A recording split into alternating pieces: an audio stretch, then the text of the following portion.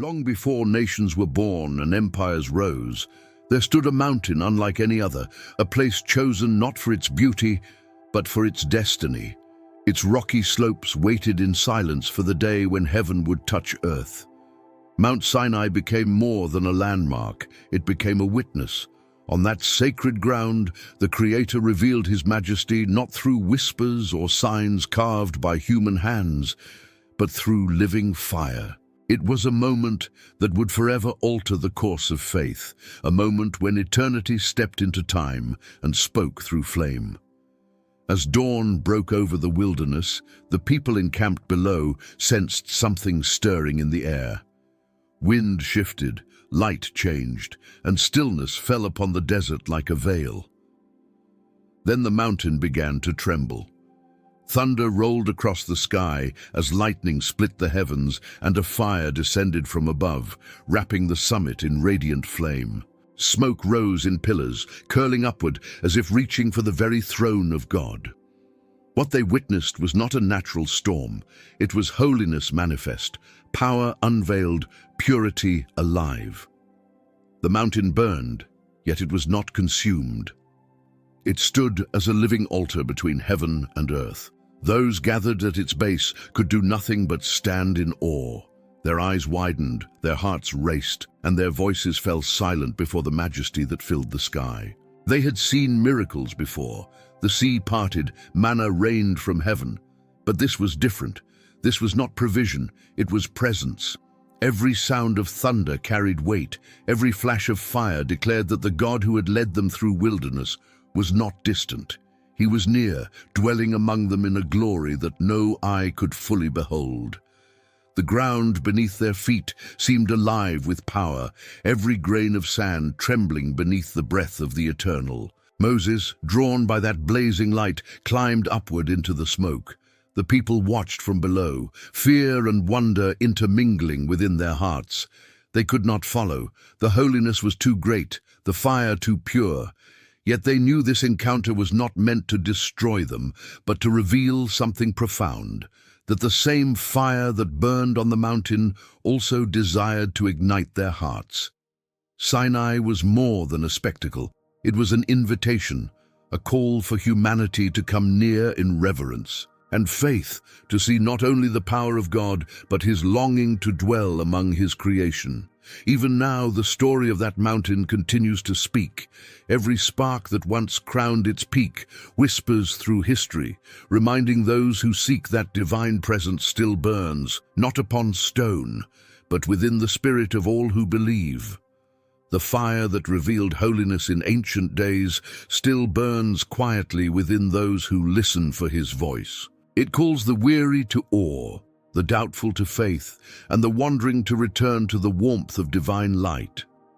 Mount Sinai stands not as a relic of the past, but as a mirror of what happens when heaven draws near and the human soul stands still enough to feel its touch. If this message stirs your heart and you wish to hear more stories that awaken faith and wonder, remember to subscribe to the channel, like the video, and leave a comment sharing what inspired you most.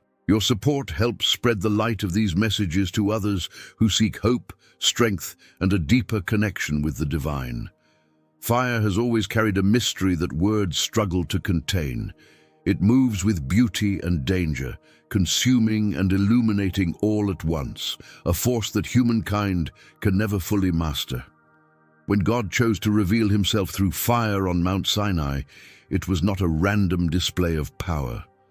Every spark, every wave of heat carried meaning beyond what the eye could perceive. Through flame, the invisible God stepped into visibility, not through shape or idol, but through an element that refuses to be grasped. Fire cannot be held, yet it changes everything it touches. It purifies, exposes, and transforms. That is why the divine chose flame to declare His nature, living, untamable, pure. Those who stood beneath the burning mountain watched light consume darkness without turning the rocks to ash. The sight was both terrifying and magnetic. It was as if creation itself bowed before its maker. The fire became a revelation not only of God's holiness, but of His closeness. In ancient times, deities were imagined as distant and indifferent. Yet the God of Israel revealed himself in a way that spoke directly to the senses. The same fire that warmed the wilderness by night now burned to announce his presence. It declared that he was not confined to heavens unseen, but had come near enough for hearts to feel his heat. Human understanding often seeks form, yet God chose an image without form, a fire without boundary. The flames on Sinai were alive, shifting and breathing as though animated by thought. Every flicker spoke of intention. It was as if the divine voice found a visual echo in light. The people could not sculpt such a thing, nor could they explain it.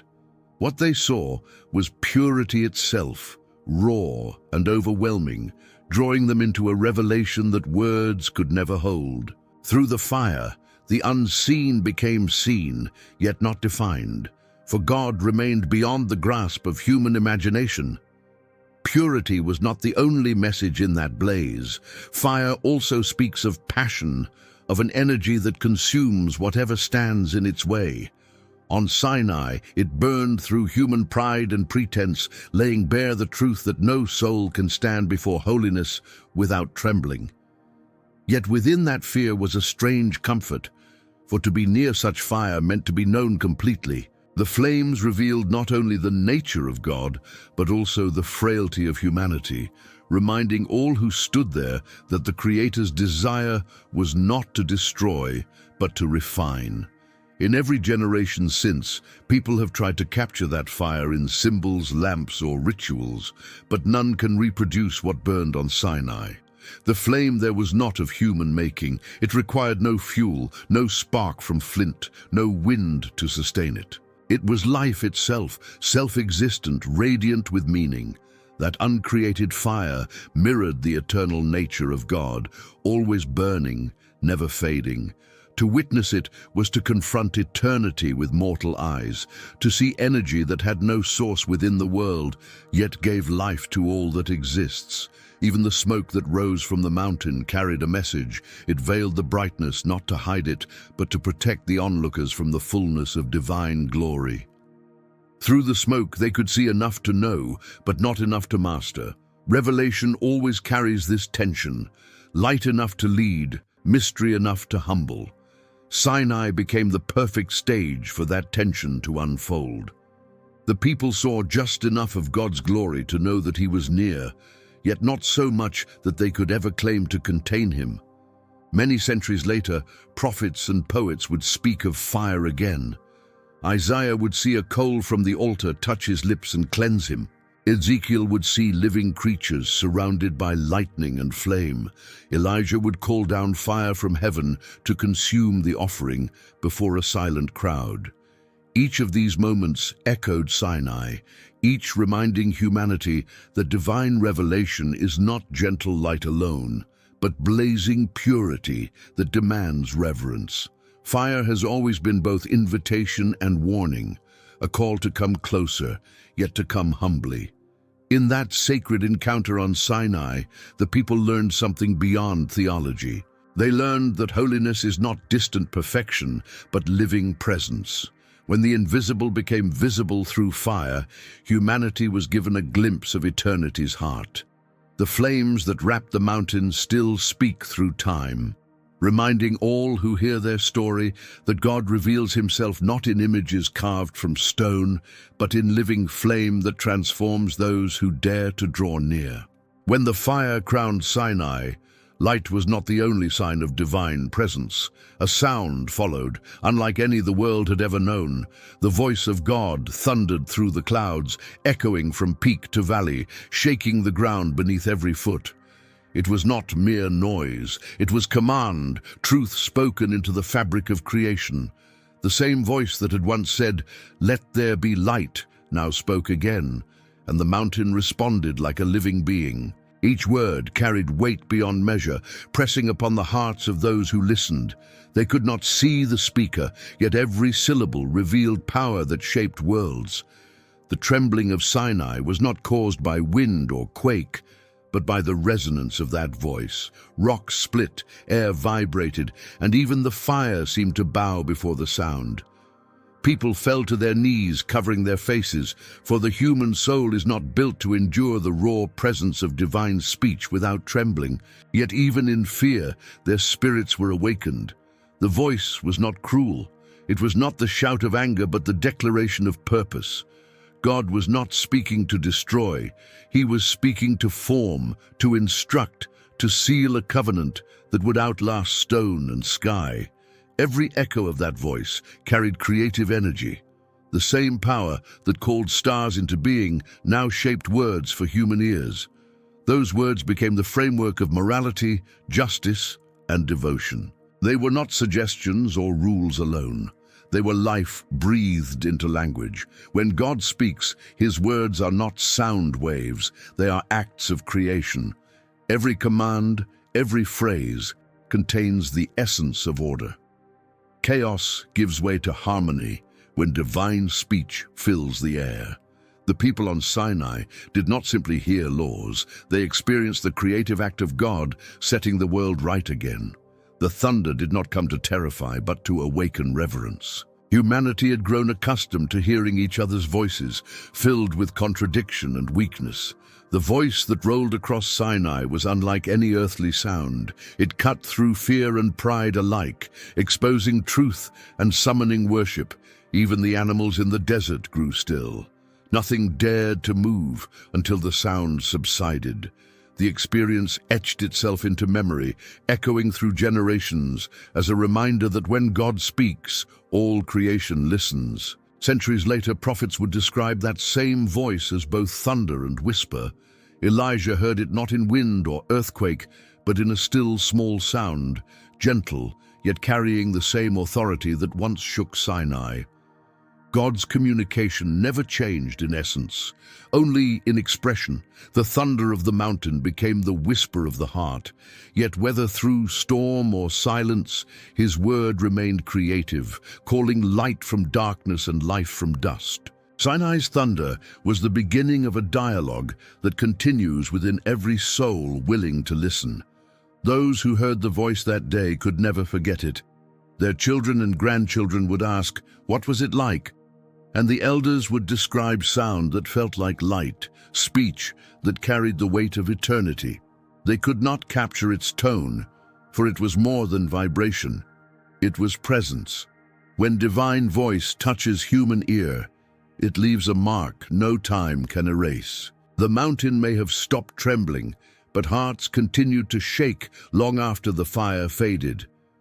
Every human language since that day has sought to echo what was spoken. Poets, priests, and prophets have reached for words that could hold fragments of that sound. Yet no speech, however eloquent, can match the voice that once rolled like thunder across the wilderness. It was not a performance, it was communion. Sinai was not a place of spectacle, but of revelation, where language itself became sacred. The same voice still speaks, though not through storm and flame alone. It calls quietly now, through conscience, through scripture, through moments of stillness. The mountain may no longer tremble, yet the heart that listens with faith will feel its own ground shift beneath the weight of divine truth. What was once heard in thunder is now whispered in love, yet both carry the same eternal power. When the thunder quieted and the smoke began to thin, Moses climbed higher into the radiance. He carried no chisel, no ink, no parchment. The commandments that awaited him were not written by human hand. Fire etched words upon stone, each letter burning with precision and permanence. These were not suggestions for survival in the wilderness. They were the language of covenant, carved in flame to signify eternity. Ink fades, parchment decays, but stone endures, and what is burned into stone speaks of an everlasting promise. The act of writing in fire was more than an image of power. It was revelation made tangible. The fire that had crowned the mountain now shaped meaning itself, transforming divine will into visible form. Each stroke of light across the stone represented a meeting between infinite holiness and finite existence. God did not delegate the task, he inscribed it himself. The writing was not only on rock, but within time, a mark that would echo through every generation to come. The commandments were not merely laws, they were reflections of divine nature. Each command carried within it a glimpse of the character of the one who wrote it. They were pure not because they demanded obedience, but because they revealed the heart of holiness. To honor, to rest, to refrain from harm, to cherish truth. These were not rules invented for order's sake, but expressions of divine being shared with creation. By writing them in fire, God showed that truth is not cold or mechanical, but living and luminous. When Moses descended, carrying those glowing tablets, the people could see the weight of eternity in his arms. They saw what no other nation had seen, words shaped by divine flame, proof that heaven had spoken directly into the realm of men. The covenant was no longer distant. It had form, substance, and weight. Fire had translated holiness into human understanding, binding heaven and earth through words that would endure beyond kingdoms and ages. Stone carried permanence, but the choice of fire revealed another layer of meaning. Fire does not simply record, it transforms. When divine law is written in flame, it is not meant to remain external. Its purpose is to ignite the soul, to turn moral instruction into inner conviction. That is why prophets would later speak of hearts of stone becoming hearts of flesh, and of God's Spirit writing his law within. Sinai's fire was a beginning, a sign of what would later unfold when divine truth moved from tablet to heart. When Moses stood before the burning presence, the mountain became a forge where covenant was formed. The flames that had once terrified the people now became instruments of creation. Each spark that leapt from stone seemed to carry a whisper of promise. Obedience would no longer be mere compliance, but relationship. Law was not a chain, it was a bridge between creator and creation. Through it, humanity could walk in harmony with the one who gave life. Every society since has sought to capture justice in words, yet no code, however wise, has matched the fire-written law of Sinai. Those commandments have endured not because of fear, but because of the divine hand that shaped them.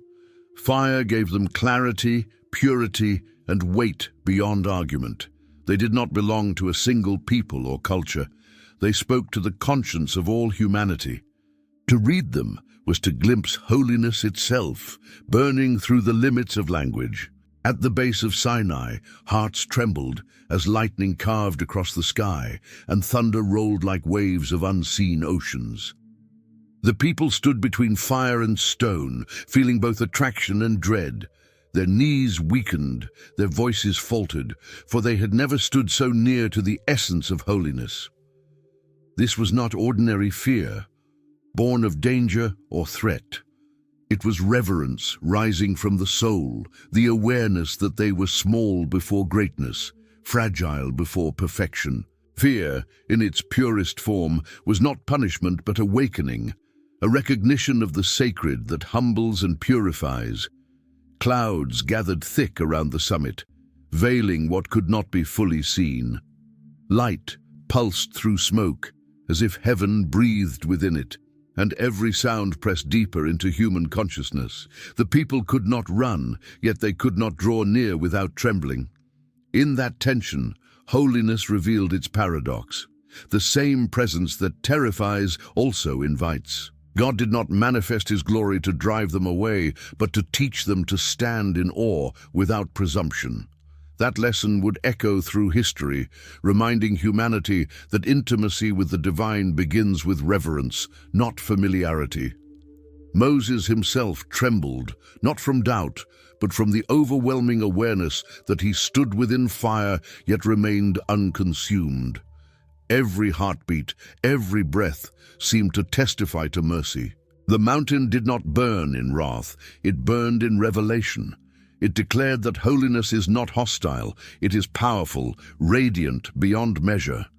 True fear of God is not terror that flees, but worship that bows.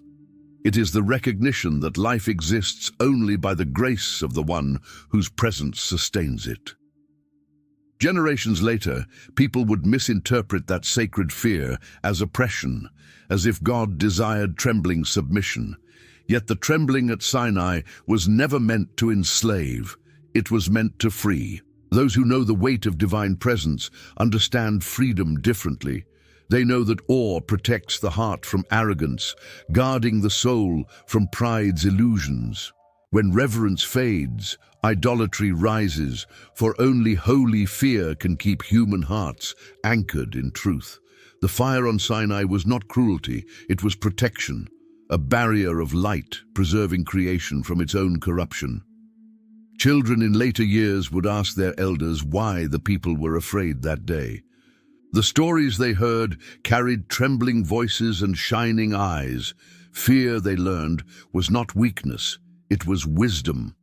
To stand before holiness and feel nothing is blindness. To tremble and yet remain is faith. The people of Israel were learning how to live in relationship with a God whose power shaped stars, whose breath gave life, whose voice could melt mountains. Their fear was not rejection but initiation, the beginning of understanding divine intimacy. When humanity loses that sense of awe, faith becomes empty ritual. Reverence is the heartbeat of devotion. Without it, even sacred words lose their flame. Sinai teaches that fear, rightly understood, purifies desire. It burns away pride and presumption, making room for love that is genuine and enduring. The people who trembled that day stood on the threshold of transformation. They learned that the path to closeness with God runs through humility, not through self-assurance. Even now, when people speak lightly of divine things, the mountain's lesson whispers through time. The fire that once lit Sinai still glows within conscience, urging souls to remember that holiness is not casual. To stand before the sacred requires stillness, honesty, and surrender. It is the posture of awe that keeps the heart open, the soul alive. Fear and love, when joined, create the deepest worship, a reverence that neither flees nor dares to control what is holy. The fire and the fear belong together. Without fear, fire becomes spectacle. Without fire, fear becomes despair.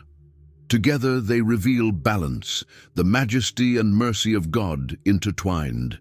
Sinai's blaze continues to teach that those who tremble before holiness will rise renewed, for in the heat of reverence lies the spark of transformation.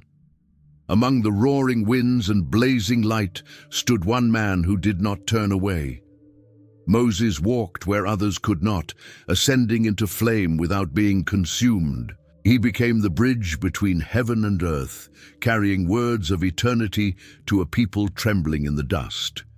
His courage did not come from confidence in himself, but from faith in the one who called him by name. When he stepped into the cloud, he carried not only the prayers of a nation, but also the longing of humanity for reconciliation with the divine. Each step upward drew him deeper into silence, farther from the noise of the camp below. The fire around him was not destruction, but communion. It spoke without sound, surrounding him with warmth that pierced to the spirit. In that sacred stillness, Moses received more than commandments. He received understanding. He saw that the God who burns in holiness also loves with tenderness.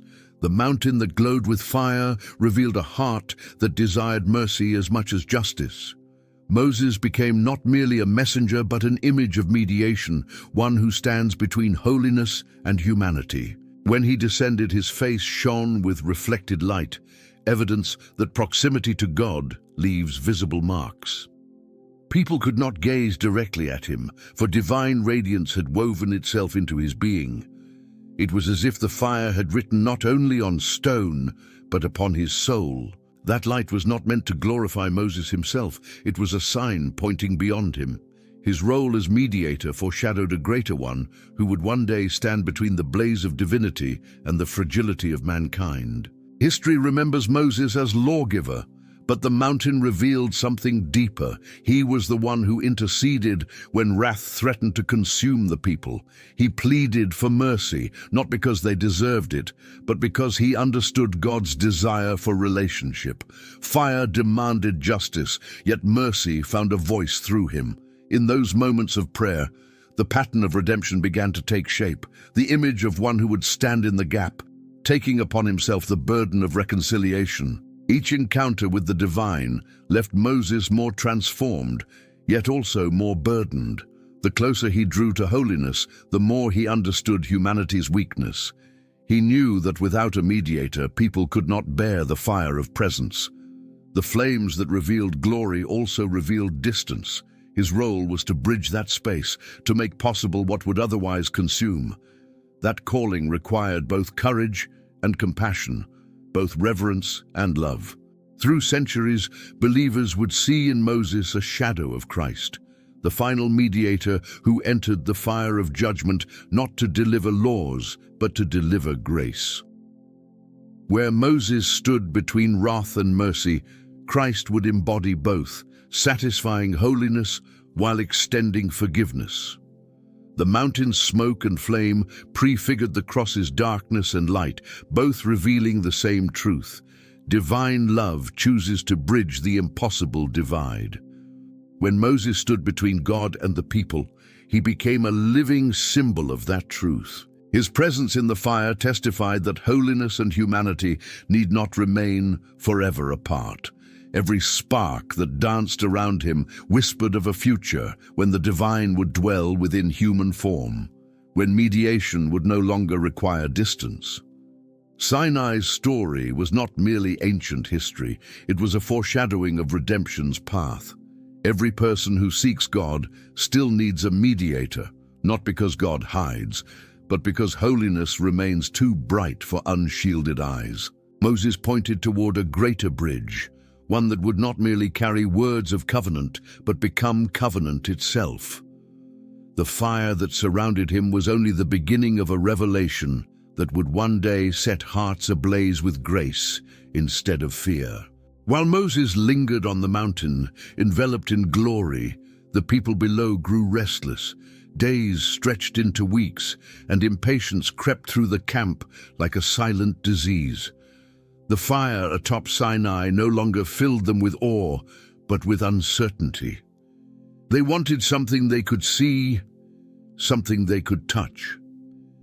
Faith began to fade, replaced by the longing for visible assurance. In that hunger, they turned toward folly, shaping gold into the image of a calf and calling it their god. The glitter of metal caught the sunlight, dazzling eyes that had once looked upon divine fire. Music rose, laughter followed, and what began as fear turned into reckless celebration. In their minds, they were not rejecting the Almighty. They were simply trying to make him tangible. Yet every hammer strike upon that idol was an act of forgetting. The forgetting of deliverance, of promise, of covenant. The fire that had once burned above them had been traded for a lifeless image born of impatience. Moses descended carrying the commandments still warm from divine flame. His eyes met a scene of chaos and disobedience. The people who had once trembled in reverence now danced around a false god. The sight tore through him like a blade. The stone tablets, glowing with heaven's inscription, crashed upon the rocks below, shattering as a mirror shatters under strain. Covenant lay broken before it could fully begin. The fire that had once lit the mountain now burned within his spirit, anger mixed with grief. Idolatry did not begin with rebellion alone. It began with distance. The people had allowed silence to become separation, waiting to become despair. When divine presence feels delayed, the human heart seeks substitutes. Gold replaced glory, form replaced faith, and pleasure replaced patience. They wanted God's nearness without surrender, comfort without reverence. The calf of gold stood as a monument to what happens when faith loses its anchor. Yet even in anger, divine mercy stirred. Moses interceded again, his voice rising from the ashes of broken stone. He pleaded for forgiveness, not minimizing sin, but appealing to compassion. He understood that the same fire which punishes also purifies. God's response was not abandonment but discipline, not destruction but restoration. Out of failure emerged a deeper understanding that holiness cannot be replaced by imitation and that forgiveness burns brighter than judgment. The story of the golden calf is not confined to the desert. It repeats wherever hearts grow impatient for divine timing. Humanity still fashions idols, though few are made of gold. They may take the form of ambition, comfort, or self-reliance. Each one promises satisfaction, yet leaves the soul empty. Fire that once burned for truth becomes smoke without heat when directed toward false worship. The tragedy of Sinai's camp is echoed in every age that forgets the flame's purpose. Repentance, however, rekindles what rebellion extinguishes. When Moses returned to the mountain after interceding for the people, the fire received him once more. It did not reject him for the nation's failure.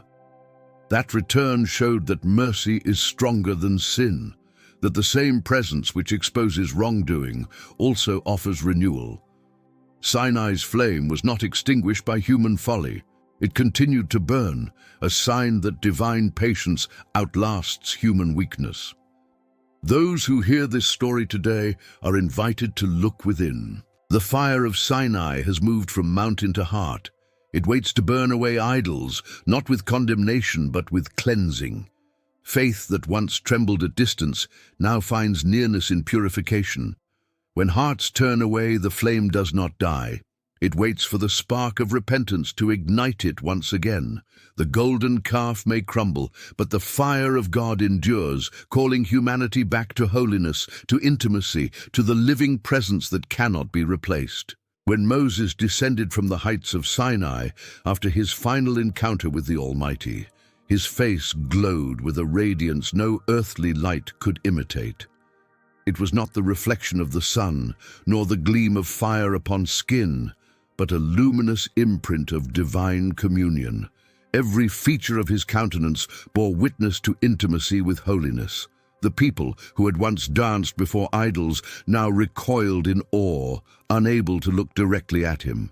They saw in his glow a reminder that proximity to God changes everything. It alters not only understanding, but very being.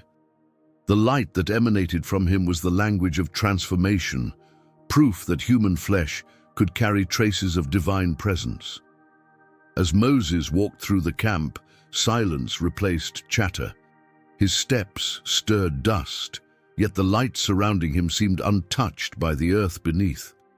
It was as if he carried a fragment of heaven back into the wilderness. The fire that had once burned atop the mountain now rested within him, not consuming but illuminating.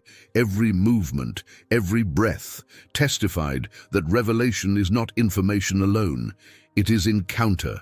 Those who spend time with holiness begin to mirror what they behold. The glow upon his face was the echo of that truth. That radiance frightened the people, not because it was violent, but because it exposed how ordinary they had become. Light reveals contrast, and their eyes could not bear what purity looked like, reflected through a human vessel. Moses veiled his face, not to hide glory, but to protect them from what they were not yet ready to see. The veil was mercy, a barrier between overwhelming truth and fragile perception. Even in concealment, the light did not fade. It lingered, pulsing beneath fabric like a heartbeat of divine nearness.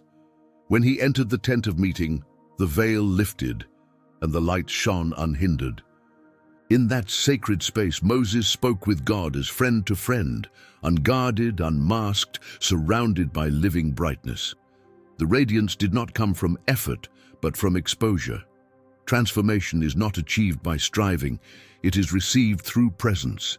Each encounter renewed the glow, each moment of divine conversation deepened the imprint of glory upon his face.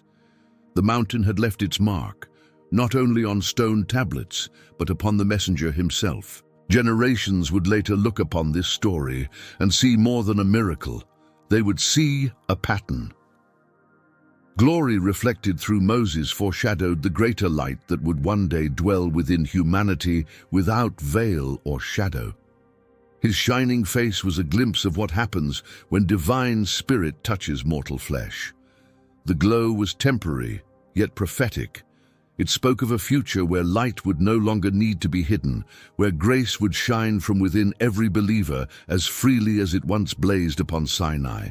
Those who saw Moses after his descent realized that holiness does not remain confined to sacred places.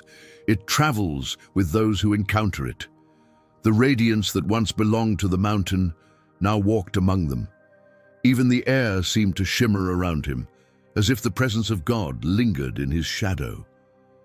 People came near with reverence, aware that they stood before living testimony. That communion with the divine leaves no one unchanged. The transformation of Moses revealed something about divine intention. God did not desire to remain distant, dwelling only in fire and cloud. His goal was always to make humanity bearers of his light. Moses became the first to show what that looks like. A human life touched so deeply by holiness that it glows from within. The glory that once burned in separation began, through him, to draw closer to the human story, preparing hearts for a time when that same light would no longer frighten, but fill. Even now, that image of a radiant face remains powerful. It reminds all who seek the divine that intimacy comes with evidence. Time spent in presence will always leave traces. Peace in the eyes, compassion in the voice, wisdom in the spirit. The glow of Moses may have dimmed with the years, yet its meaning endures. Those who dwell near the sacred carry its reflection into the world, becoming mirrors of a light that never fades. Long after Sinai's flames faded from the desert horizon, fire appeared again, not upon a mountain, but within a room. Men and women gathered in waiting, hearts heavy with both expectation and memory. Suddenly a sound like rushing wind filled the place, and tongues of fire rested upon each of them. It was as though the same divine presence that once wrote on stone had now begun writing upon hearts. The covenant of flame that began at Sinai found its fulfillment in human souls. The fire no longer crowned a peak, it lived within. Every spark that descended that day carried continuity, not contradiction. What had been external command became internal transformation. Where once the people stood trembling at the base of a blazing mountain, now they stood upright, filled with courage and joy. The voice that had thundered over Sinai now spoke through them in many languages, declaring wonders of God to every nation under heaven. The same Spirit that once inscribed words in stone now inscribed love and power into living hearts. This was not a new fire, but a renewed one. The holy flame that had once demanded reverence now offered empowerment. Fear gave way to intimacy. Distance gave way to indwelling. The burning presence that once surrounded Moses now entered all who believed, making every soul a sanctuary of divine light. What was written in fire at Sinai became life written in spirit at Pentecost. The old covenant carved into tablets found its living echo in hearts that burned with truth. For those who witnessed that moment, the connection was undeniable. The God who once descended in flame to reveal his holiness had now descended in flame to reveal his grace. The fire of Sinai purified by command. The fire of Pentecost purified by love. Both carried the same nature, both revealed the same God, yet the second fulfilled what the first began. Humanity no longer needed to look upward to see the flame. It burned within, uniting heaven and earth in a single breath. Fear had turned into boldness. Those who once hid from soldiers now proclaimed divine truth in the streets. Fire does not dwell quietly. It spreads, consumes, illuminates. Every word spoken by those early believers carried warmth and light, igniting hearts wherever it reached. The transformation was complete, from trembling spectators at Sinai to blazing witnesses at Pentecost. The same God who had once said, "Do not come near," now whispered, "Abide in me." That shift from distance to indwelling changed the meaning of holiness forever. What had been external law became internal life. The Spirit did not erase Sinai. It fulfilled its deepest intention, to make humanity reflect divine character. The fire that once descended upon stone now refined conscience, burned away pride, and filled hearts with compassion. What began with thunder now continued in whisper. Yet both carried equal power, for the essence of divine fire is not noise, but transformation. Those flames resting upon each believer signified unity. Different tongues, cultures, and hearts became one under the same Spirit. The fire did not divide, it harmonized. Just as the mountain had gathered tribes under a single covenant, Pentecost gathered nations under a single love.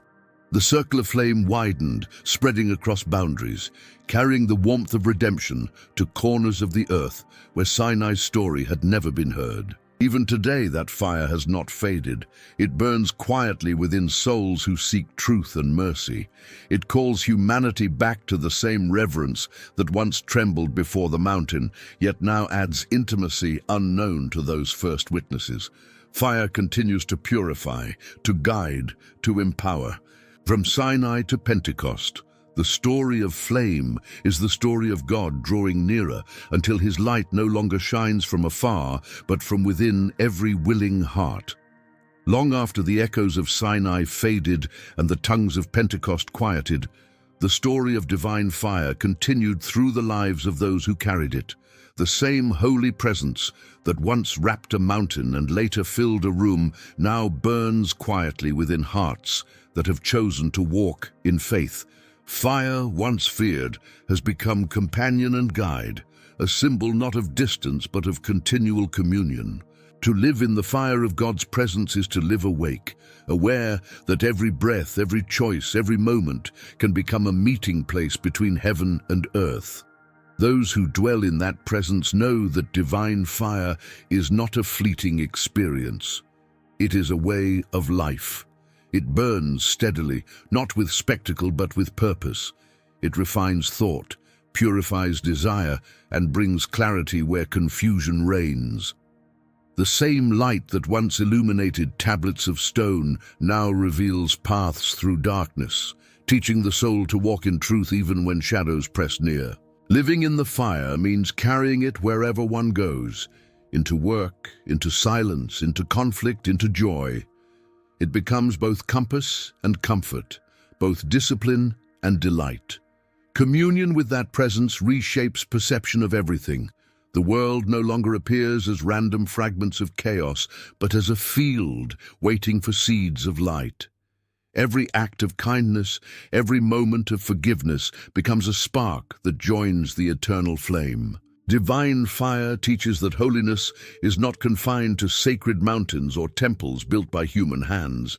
It resides in love, mercy, and truth expressed in ordinary days. When hearts live aflame with compassion, they echo Sinai's blaze and Pentecost's wind with every word and deed.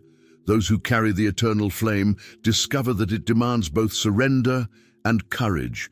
Fire cannot be controlled, it must be welcomed. To live in it means allowing transformation to continue, even when it burns away comfort or pride.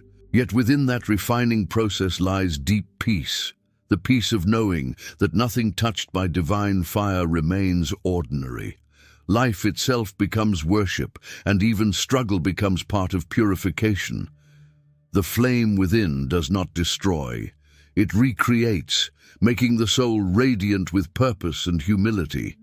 Across centuries, countless witnesses have lived as bearers of that same fire, prophets, apostles, saints, and ordinary people whose devotion made invisible light visible again. Their words, prayers, and acts of love became sparks spreading through history. They understood that the world does not need new mountains to burn, it needs hearts willing to glow. The eternal flame is not nostalgia for ancient miracles, but the continuation of divine presence through living faith. Within that presence, fear transforms into reverence, duty becomes desire, and obedience becomes joy. The fire that once wrote commandments now writes compassion. It guides those who listen, whispering in moments of doubt, comforting in moments of grief, and empowering in times of weakness. Those who nurture it discover that holiness is not a distant ideal, but a daily experience, walking, speaking, loving, under the warmth of an unending light. Every generation receives the same invitation to become keepers of the flame. The fire of God, as presence, waits not in clouds or thunder, but in quiet hearts ready to believe. It asks only for openness, for the willingness to be illuminated from within. Each act of faith adds oil to the lamp. Each act of love feeds the glow. The eternal flame is sustained not by fear of loss, but by longing for closeness. To live in that presence is to know that even in darkness, light remains undefeated. As the story of Sinai's fire unfolds into eternity, its message remains unchanged. God still writes in flame, not on stone, not on parchment, but on the human spirit. That writing is love, unquenchable, purpose unending, presence unwavering. Those who walk in it become reflections of the same light that once burned across a desert sky, living testimonies that the eternal fire still burns, not above us, but within us. If this message has touched your heart or stirred reflection within you, take a moment to let the flame of its truth continue to burn. Share that warmth with others. Let your light reach beyond this moment. Subscribe to the channel so you never miss new messages that inspire and awaken faith. Like the video to help it reach those who may need its message today.